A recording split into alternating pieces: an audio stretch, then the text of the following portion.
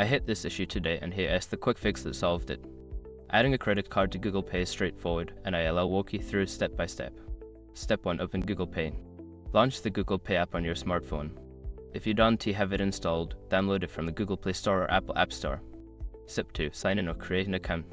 If you are not already signed in, enter your Google account credentials. If you don't have an account, follow the prompts to create one. Step 3. Navigate to payment methods. Once you are in the app, tap on the payment tab located at the bottom of the screen. Then select Add Payment Method. Step 4. Enter your credit card details. Choose credit or debit card and fill in your card number, expiration date, and CVV.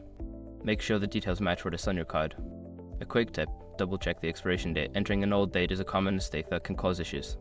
Step 5. Save and verify. Before starting recovery, use the srock.com link in the description to open the account recovery checklist generator and make sure your verification details are ready. Now you are all set. Your credit card should be ready to use with Google Pay. If you have any questions or run into issues, feel free to reach out. Happy spending!